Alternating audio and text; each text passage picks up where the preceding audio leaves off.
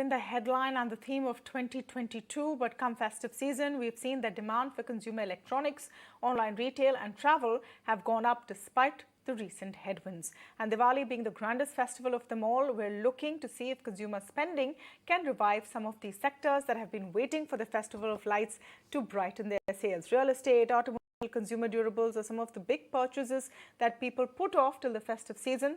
So on the show tonight, we decided to do a quick mood check across sectors to see if people are truly willing to open their wallets this festive season. This is also a special festive season in two senses. No COVID restrictions after 2 years, but on the other hand, the looming headwinds of sorts of a recession and of inflation. Is that making a difference? Manish, Singhania, President FADA, with us on the show. Mayank, Shah, Senior Category Head, Parle Products, speaking with us. And I'm also joined by Madan, Sabnavis, Chief Economist, Bank of Baroda. Welcome to all of you, and thank you so much for speaking with us this evening on the India development debate. Mayank, let me begin by just getting your sense. Is there a different mood in the air this time around?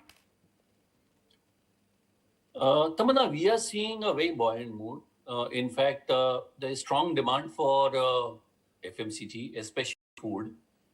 We have seen good demand coming in from rural India as well, which probably was a cause of concern till last year.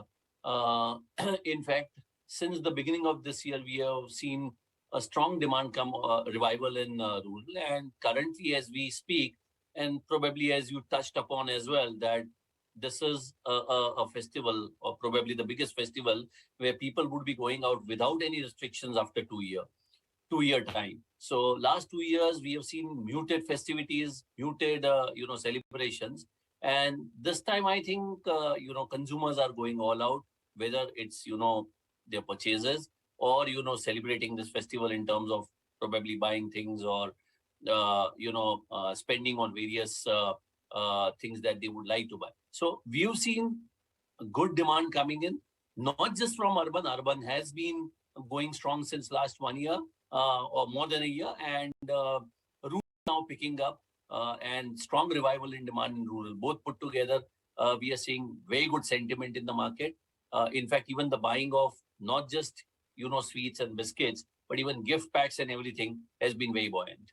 So there is a higher spend, says Mayank, Shah. Manish, Singhania, the auto sector has had a tough time over the last couple of years, especially in the two-wheeler segments, I would say, the lower segments in the four-wheeler category as well. Are you seeing the mood changing? Yeah, so hi Tamanna. Definitely the mood has changed over the festival times. We had released the Navratra retail figures, and automobile sector had a boom time. Compared to last year Navratra, there is a growth of almost 57% across categories. If you look at passenger car is definitely creating a decade high sale this financial year. Dealers were kind of slightly worried about the two-wheeler moment. That has also shown a very positive trend and high growth during the Navratra time. Three-wheeler is recovering very well and doing good numbers. And in fact, the commercial vehicles have also started moving well, showing healthy growth. Fleet buying has increased. So across, even the tractors during the festival times have shown substantial growth in spite of last year a huge base. In spite of that, tractors are showing growth. So overall, good time for auto industry, and we are pretty hopeful that the Navratra trend will continue in the Dhanteras and Diwali times. Passenger car especially, since passenger car dealers are already carrying loads of booking with them, and a lot of vehicles are not available off the shelf, especially in the SUV segments and premium cars. So whatever the supply are being made, that will be delivered to the customer. So overall, a good festival time for auto industry. So there are a lot of estimates. The CAIT, for example, thinks that this Diwali will see a 30% bump up on the retail end. Retailers Association of India has also seen a very good start to the festive season. But Madan, what in your view would be the right gauge? Because we know that this last quarter is very, very crucial for the Indian economy, and consumer spends really drive the way we perform. How important is it this time round? Yeah, Ajay, Tamanna, this is of course a very important phase for us because it's not just a festival season, it's also the post-harvest season. Now, we should remember, I think one interesting thing which has taken place this year is that this so-called pent-up demand has manifested itself right from April onwards. So normally we have a case of saying that between the May, maybe there's some kind of marriage spending which takes place. Then we get into a lull. Things up again from September, October onwards, and that's when we see the acceleration really taking place. Now, if you just go by the GST collections, I think we get an impression that consumption has been very high all through these 6 months, which means people have been spending the pent-up demand, not just in manufacturing, but also for services. I think services was something which was a lacunae. It was actually a laggard in the last couple of years. That's something which has really picked up. So I think that's the positive news. But I think there's a bit of skepticism saying that given the fact that incomes have not been increasing at the same rate and inflation remains where it is, there is going to be a case of testing the household consumption tendencies now. Will households continue to spend? Maybe in the month of October, November, there could be additional spending taking place. But I think I would be a bit cautious in dragging this along and saying that will this actually be sustained up to March? Now, we should remember one thing, it's interesting, and Mayank actually says that the rural demand is good.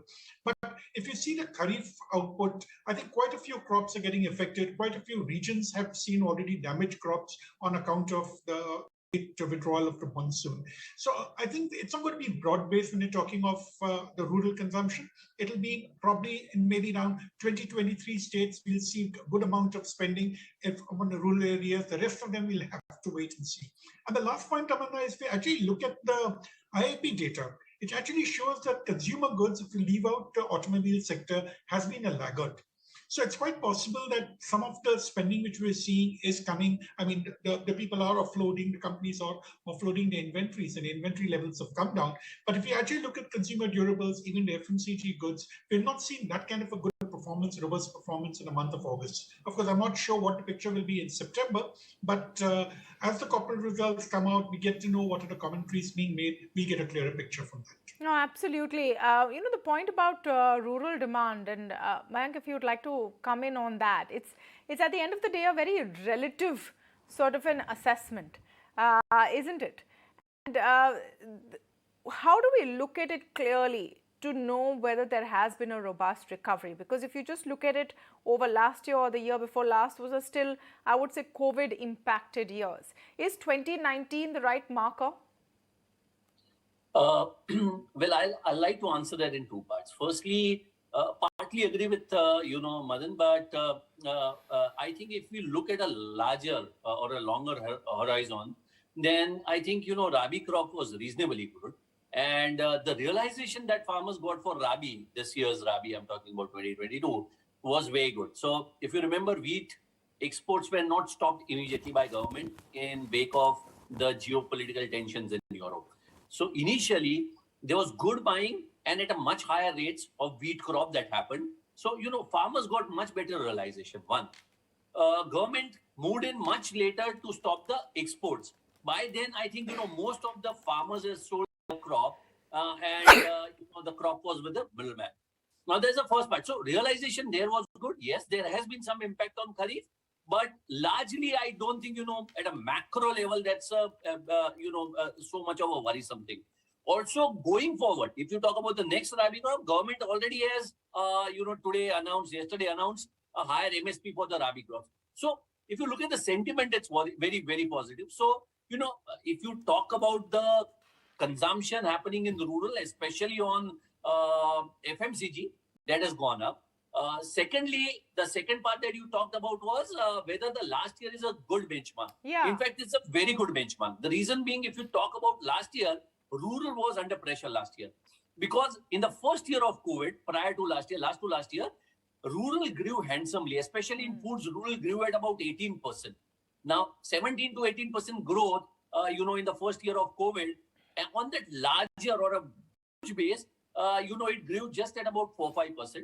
And urban, which was badly affected in the first year of COVID, grew better last year. So rural, if you talk about last year's rural growth or volumes, they were the ones which were affected. On an affected year, if you're growing well this year, I think that's really a very good sign. The benchmark would be, ideally, if I were to really look at the benchmark, it would be last to last year and not last year. Last year, the growth was tapered.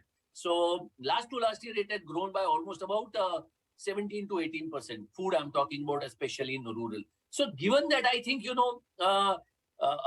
apprehensions of last year not being good or last year being very good and not the right year to take as a base are a little misplaced. Manish, the whole sort of theme of rural not doing as well, and I refer to two-wheelers, etc. You're saying three-wheelers have picked up, commercial have picked up, but are you seeing that kind of demand coming in from rural areas as well? Yeah, so Tamanna, if you look at the figures, two-wheeler has been under stress for quite some time, but the past 2 months on a year-to-year basis, we can see a single-digit growth happening in two-wheeler. And if you look at in Navratra figures, the growth was compared to YOY in two-wheelers was almost 50 to 53%. So that clearly indicates the rural demand has started picking up. Not only the entry two-wheelers, but that clearly shows the kind of growth that we are registering in passenger car. The entry-level cars, which were also under stress, that has also started responding, and details are happening on that front also. And we were just talking about, comparison with various years, first year COVID. And I would like, one of the good years for automobile was 2019. If you compare 2019 versus this year's Navratra retail, the retails were almost up by 16% across categories. In fact, two-wheeler has shown a growth of almost 4% compared to 2019. This clearly indicates the moment in two-wheeler industry has started, and that a lot of issues were there. Dealers were really worried about two-wheelers not selling, and stocks were increasing, but good for the festival time, and things have started moving and numbers are rolling in automotive at least. Absolutely. Madan, what is the outlook looking like? Because, the entire narrative so far has been that the world is in trouble, but India is better. The rupee is falling, but that's because the dollar is strengthening. Rupee is at 83 today. Or, if the world or parts of the world are going to face a recession, India will still grow at a relatively robust 6.5%, maybe 7%. Are you looking at this era as a glass half full, or with, a healthy dose of skepticism as well? No, I think I would go along with the glass being half full, because India is basically a domestic-oriented economy. So I think the fact that we're not that open, we're not that dependent on exports, has turned out to be a blessing for us, because when we're talking of a global recession and other countries slowing down, I don't think they're going to get affected that much. We get affected more in terms of the flow of funds, the investment flows, the currency, as you have mentioned. I think we get infected more on the monetary side. But as real growth comes from within the economy, I think this number of 7%, we are still sticking to the number of 7.1% growth, is something which will be maintained this year. However, I think one has to be a bit cautious about this number, because there are all these base effects which come into the picture, which have caused this number to look fairly robust. The important thing is, of course, are we really creating commensurate jobs? Are we really getting a grip on inflation? Because, well, today I think the commentary is that consumption has picked up in the first 6 months of the year. The important thing is that can this be sustained? So far, we have seen that consumption has gone up primarily because people have given up on their savings. We have seen that financial savings have actually come down in the economy. Because of high inflation, we are spending more in terms of value terms. We're, of course, spending more. Government is benefiting. Everybody seems to be better off. But I think sustenance of this thing is going to actually be the clue whether we actually touch the 7% growth mark or not. Because we should remember that at the end of the day, higher consumption is what leads to higher investment. Today, while RBI has said that investment, the capacity utilization rates have picked up for the overall corporate sector, it's definitely not broad-based. What we have seen is industries which are related to infrastructure have seen better capacity utilization, not so much for the consumer goods industry. Maybe again, Mayank can throw some light on what happens in his industry, but that's the general macro picture. Is what we get is that not too much of investment is taking place in the consumer goods sector. More is taking place in the infra-related sectors. That's going to be the difference actually for accelerated growth in the coming years. Yeah, absolutely. Just the forward-looking outlook, Mayank. in terms of sustainability. Even as we're talking about these headwinds growing, we don't know where inflation is going to finally sit. You have protests all across Europe of people who are suffering because of inflation. And here we're talking about people crowding out malls and markets. So, touch wood, we're relatively in a great space. We need to recognize that. But the question still remains, how long before we catch that global chill? I don't think, given as Madan rightly pointed out, I think, we are largely dependent on domestic consumption. So I don't think that should ideally be an issue. And probably if we are talking about, categories or sectors like food and all, probably they would be the last ones to get affected. So we don't really see, any effect in India. At least given our population and given the consumption that we are. In fact, most categories are under-penetrated in India. And given our population, I think, probably, maybe, there might be a bit of tapering in the rate of growth. But recession or something like that is something that I don't think is, a thing that we need to worry about. Not at least, for the balance part of the year or even for the next year, given the trends currently. Do you share that optimism, sir, on the auto front? Do you think that, it's going to continue, Manish, or are you already seeing a down trading of sorts as those high input costs start getting added in? So for right now, festive season, I think the downtrend will not be seen. There would be a healthy growth in auto sector. The two critical points are like, the finance rates, interest rates are going up. The input costs are also going up and thus increasing the price of the vehicles across sectors. So these are the two critical points that the auto sector needs to watch for. Transformation from BS4 to BS6 has already increased the vehicle prices, like more than diesel prices are most affected. Entry-level two-wheelers that used to cost 38,000-40,000 are now starting with 60,000. So that's almost 50% increase in acquisition cost. And plus, there's this worry about the fuel prices always lingering on.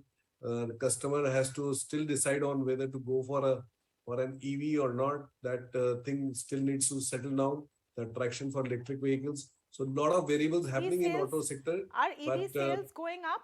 Are EV sales going up more relatively, or has that become a bit of a, on the back burner? So EV sales is more affected by the capacities. Three-wheelers, it's almost now 55% of the three-wheeler retails are electric. In two-wheelers, the total EV sales contribution is close to 5%. I mean, the basic hindrance is the capacities. The lot of new players have come in electric space. The capacities is a big hindrance. We are now seeing our legendary players like Hero and Bajajes and Hondas. We are waiting for them to enter the electric wheeler, two-wheeler space. They have good deep pockets and they can, churn up good investment and quality products. The brand reliability is there. So maybe after all these kind of legendary players of the auto market with good brand loyalty and confidence of the customer, if all these people, OEMs, start bringing in electric vehicles, a better range, kind of larger range, more variety with customer to choose for, then we can see a lot of things happening in electric two-wheeler space. Passenger car right now is a very small contribution in terms of electric. So I think it will take a couple of years more for manufacturers to bring in good models in passenger car to fire up the EV space. And in passenger car also, our entry-level cars are starts at around 4 to 6 lakhs. That's a large customer base over there. EV electric entry level is still at 9 lakhs, close to 9 lakhs. That's a huge difference.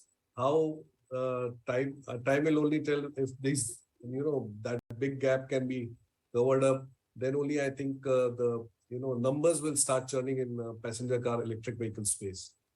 Absolutely. So big way to go for a greener option. We need more options in the first place to go green in the passenger vehicle space, at least a four-wheeler. Thank you so much to all of you for joining us today on the first of what will be several shows we will be doing, focusing on Diwali, and how the mood is hopefully changing for the better. We'll take a very short break, but we're going to be back with a lot more.